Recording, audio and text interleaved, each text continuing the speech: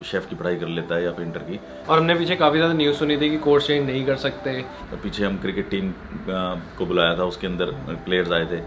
तो हम ऐसे कह सकते हैं कि लोग टूरिस्ट लेकर ऑस्ट्रेलिया आ सकते हैं। गैप का भी इतना चक्कर नहीं हुआ, वीजा भी उनका अप्रूव हो गया, एज भी ऐसी थी। आपने इंजीनियरिंग करी है, वहाँ पर लिस्ट है कौन कौन से कॉलेजेस के कौन कौन से कोर्सेज को डायरेक्ट टीआर मिलेगी बिना किसी और वीजा के। किसी और वीजा से स्टूडेंट वीजा की एप्लीकेशन भी हो सकती है। ऑस्ट्रेलिया से बाहर हो तो काफी डिफिकल्ट है। हम लोगों के 6 महीने तो बर्बाद हो गए, हमको 6 महीने का और वीजा लेना पड़ेगा। तो एक और क्वेश्चन, अगर कोई इंडिया में स्टूडेंट है, ठीक है, मतलब वो मास्टर्स कर लिया उसने और वो ऑस्ट्रेलिया एज अ टूरिस्ट आया, बिना बात के पैसे खराब होते हैं, टाइम खराब होता है, सब कुछ होता है।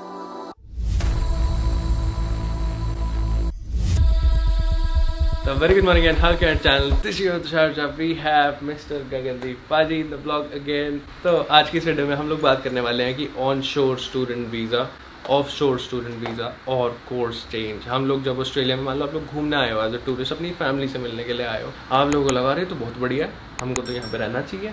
तो हम लोग टूरिस्ट से अपना वीज़ा कैसे कन्वर्ट करें स्टूडेंट के अंदर, ठीक है, या आप लोग अगर अपना टूरिस्ट वीज़ा होल्ड कर रहे हो इंडिया के अंदर और आप लोगों को स्टूडेंट में कन्वर्ट करना है यहाँ पर आने के बाद, क्या वो पॉसिबल है या वो नहीं है, क्या क्या ऑप्शंस है और आप लोग कैसे कैसे ये चीज़ें कर सकते हो। मिस्टर गगनदीप पाजी will help us with all the solutions, क्योंकि हमें होलिस्टिक सॉल्यूशंस, माइग्रेशन सॉल्यूशन समझ गए। तो वीडियो को स्टार्ट करते हैं। तो पाजी मान लो मैं टूरिस्ट आया, मैं आ रखा हूँ वैसे 2017 में एज अ टूरिस्ट आया था मैं घूमने के लिए, आप लोगों को भी नहीं पता। तो 21 दिन के लिए आया था, घर वालों को बोला था यूनिवर्सिटी देखने जा रहा हूँ मैं, बड़ी मुश्किल से रो धो के मनाया था मैंने, बहुत ज़्यादा 4-5 साल लग गए थे कि मेरे को भेज दो एक बार ही घूमने के लिए। फिर कैसे करके मैं अपने कहा चल ठीक है चला जा, और आखिरी दिन पे मैंने कॉलेजेस देखे थे बस। तो फिर टूरिस्ट से स्टूडेंट कन्वर्ट किया था कि इंडिया से स्टूडेंट लगाया? तब इतनी अकल ही नहीं थी मेरे को। अच्छा, 2017 की बात है, वापस गया मैं, फिर अपना मैंने करवाया, बैचलर्स खत्म करी, फिर मैंने मास्टर्स के लिए लगाया। क्योंकि असेसमेंट क्राइटेरिया बहुत ज़्यादा डिफरेंट है ऑनशोर और ऑफशोर में। कैसे कैसे है वो चीज़ें हम लोग जान सकते हैं। ऑस्ट्रेलिया में आने के बाद काफ़ी इजी है, ऑस्ट्रेलिया से बाहर हो तो काफ़ी डिफिकल्ट है। कितने सारे डिफरेंसेस होते हैं और फाइनेंशियली भी कितना ज़्यादा जेब में चुभता है। अगर हम ऑफशोर से लॉन्च करते हैं ना, ऑफशोर में हर कंट्री अपना अलग से चेकलिस्ट है कि उनको वो अलग अलग चीज़ें भी चाहिए, और प्लस जो ऑफशोर का क्राइटेरिया है वो बहुत ज़्यादा हार्ड है। जैसे अगर आपका गैप है तो रिफ्यूजल चांसेस बढ़ जाते हैं, कॉलेज एडमिशन नहीं देते, और लाइकवाइज कॉलेज से कि कॉलेज का क्राइटेरिया भी डिफरेंट है। जो बंदा ऑनशोर है उसको कॉलेज एडमिशन देने में भी आसानी है, और डिपार्टमेंट के केस में भी ऑफशोर का क्राइटेरिया बड़ा मुश्किल है और ऑनशोर का बड़ा आसान है। नाउ दिस गोज फॉर जिस बंदे की एजुकेशन में गैप है, उसको कॉलेज एडमिशन नहीं देता, एडमिशन अगर कोई देता है तो वीजा रिफ्यूजल के चांसेस ज़्यादा होते हैं। लाइकवाइज अगर उसकी इंग्लिश कम है तब भी इशू होता है ऑफशोर से, फंड्स का अपने रिलेटिव फर्स्ट कजन के नहीं होते तब इशू होता है। तो ये सारे क्राइटेरिया ना ऑफशोर के केस में बहुत ज़्यादा स्ट्रिक्ट हैं और ऑनशोर के केस में बहुत ज़्यादा लीनियंट है। और ऑनशोर का मतलब है आप ऑस्ट्रेलिया में हो, वो स्टूडेंट वीजा एक्सटेंशन भी हो सकती है, किसी और वीजा से स्टूडेंट वीजा की एप्लीकेशन भी हो सकती है। आप सिर्फ टूरिस्ट से स्टूडेंट नहीं होता, आप एम्प्लॉयर वीजा पर आए हो, आपके एम्प्लॉयर से कोई इशू हो गया और अब आपको लग रहा है कि मैं अपने स्किल एनहांस कर लूँ by the time I am in Australia, तो आप एम्प्लॉयर से भी डाल सकते हो स्टूडेंट वीजा। अब जैसे वाशिंगटन अकॉर्ड वाली कुछ यूनिवर्सिटीज की को डायरेक्ट टीआर मिलती है अगर इंडिया से पढ़ाई करी हुई है, 476 वीजा बोलते हैं। आपने इंजीनियरिंग करी है, वहाँ पर लिस्ट है कौन कौन से कॉलेजेस के कौन कौन से कोर्सेज को डायरेक्ट टीआर मिलेगी बिना किसी और वीजा के।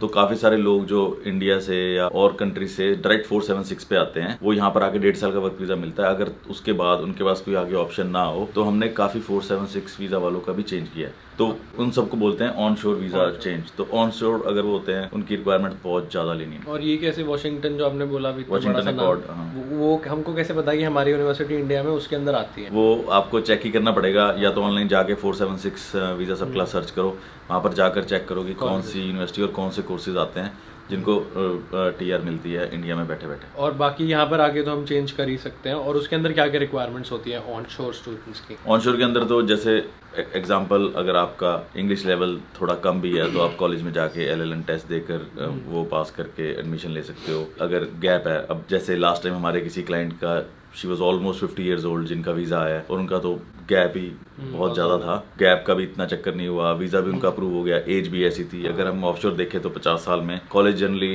पहली बात तो एडमिशन में इशू करेगा, उसके बाद अगर किसी ने दिया तो डिपार्टमेंट भी कर सकता है। यहाँ पे वहाँ पर नहीं सुनी, पढ़ने लिखने की उम्र नहीं है। नहीं, देखो एक्चुअल में तो जो बंदी थी she was of that age but she wanted to do management, she wanted to improve her study. नहीं, कई बार क्या होता है प्रमोशन हो जाती है, तुम इतने साल से काम कर रहे हो उसी में, प्रमोशन में तुम्हारे को नहीं मिलेगी, बाकी बंदे ले गए या प्रमोशन स्लो है। अगर आपने कोई कोर्स कर लिया या कुछ ऐसा कर लिया तो प्रमोशन के चांसेस बढ़ जाते हैं। अब एक्चुअल में तो 50 साल के बंदे ने अगर पढ़ाई करी है तो उसको प्रमोशन मिल गई तो उसके लिए तो फायदा ही है ना। पर यही है कि ऑनशोर वाले बंदे के लिए असेसमेंट क्राइटेरिया है, पर ऑफशोर से वो जनरली ऐसे लोगों को वीजा का इशू रहता है। तो हम ऐसे कह सकते हैं कि लोग टूरिस्ट लेकर ऑस्ट्रेलिया आ सकते हैं, टूरिस्ट वीजा अगर क्राइटेरिया फुलफिल होता है। अगेन ऑफशोर का क्राइटेरिया तो सभी का हार्ड है, ऑनशोर का ईजी है। ऑनशोर तो टूरिस्ट वीजा एक्सटेंशन भी करोगे तो ईजी है, ऑफशोर से मुश्किल है। पर हाँ, जैसे मान लो किसी का भाई बहन कोई रिश्तेदार यहाँ पर है तो उनका वीजा लगने के चांसेस बढ़ जाते हैं। यहाँ पर किसी पार्टी को अटेंड करने आए वो कर सकते हैं। और साथ में कई लोग, जैसे पीछे हम क्रिकेट टीम को बुलाया था, उसके अंदर प्लेयर्स आए थे, या कोई परफॉर्म करने आए हैं किसी इवेंट पे या कुछ, मतलब वो सारे लोग भी यहाँ पर आने के बाद अगर उनकी इंटेंशन चेंज होती है तो वो चाहते हैं कि स्टूडेंट वीज़ा करें तो कर सकते हैं। अब गुरुद्वारे मंदिर में जो आते हैं वो उन लोग काफ़ी जब यहाँ आते हैं, यहाँ आने के बाद उनको लगता है कि हम सिर्फ ये ना करें, कुछ और स्किल्स भी ले लें, तो वो भी कई बार चेंज करवा लेते हैं। तो ऑनशोर में कोई इशू कम आते हैं मतलब। और हमने पीछे काफ़ी ज़्यादा न्यूज़ सुनी थी कि कोर्स चेंज नहीं कर सकते।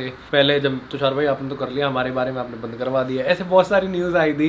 तो कर सकते हैं कि नहीं कर सकते। और अगर हम ऐसी चीज़ कोई हो स्टूडेंट के लिए जिसमें उसको वीज़ा एक्सटेंड करने की ज़रूरत ना पड़े, या आपने मेरे से ऑफ कैमरा हमने एक लूप होल बताया था, ठीक है बाजी ने मेरे को, तो उस बारे में हम लोग बात करते हैं। यार उस बारे में पता क्या होता है, जैसे मान लो आप बैचलर लेकर आए हो, ठीक है, और आपको बाई चांस लग रहा है कि मेरे बस की नहीं है, जैसे आप बोलते हो कि आपने अकाउंटिंग करी, तो आपने 3 साल की बैचलर लेके आए थे, आपको लगता है मेरे बस की नहीं है, आपने 6 महीने ऑलरेडी कर लिए, साल कर लिया, व्हाटएवर, उसके बाद आपको लगता है कि यार मेरी तो बाय द टाइम मैं यहाँ पर आया था, मैं अकाउंटिंग पढ़ रहा था, मेरी जॉब लग गई कहीं पर as a painter, as a cook या शेफ जो भी, तो आपको लगता है कि यार ये वाला बंदा अगर मेरे साथ खड़ा हुआ है और एम्प्लॉयर मुझे बोल रहा है कि यार मैं तेरे को स्पॉन्सर कर दूंगा अगर तू शेफ़ की पढ़ाई कर लेता है या पेंटर की, तो वो बंदा साथ साथ वो पढ़ाई कर लेता है। वो लूपहोल नहीं था, वो ये था कि जब तक आपका स्टूडेंट वीज़ा चल रहा है, अगर हम उसके बीच में कंकरेंट स्टडी करके या एक स्टडी को छोड़ के दूसरी स्टडी इस हिसाब से करें कि आपका वीज़ा एक्सपायर होने से पहले वो खत्म हो जाए, तो फिर उसमें आपको अलग से स्टूडेंट वीज़ा एक्सटेंशन नहीं डालनी पड़ती,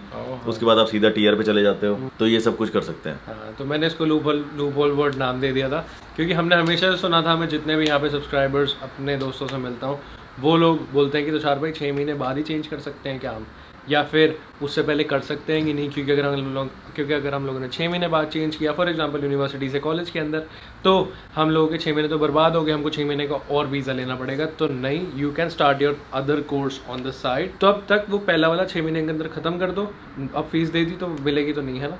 हाँ, ये तो अलग अलग क्राइटेरिया अगर आपने इन्होंने ले ली, पर आजकल कंकरेंट को काफ़ी ज़्यादा स्ट्रांगली मना कर रहे हैं कॉलेज को, स्पेशल इंस्ट्रक्शंस आई हैं अभी जो अनाउंस हुए हैं कि पहले 6 महीने में कंकरेंट नहीं देंगे, उसके बाद कंकरेंट देंगे।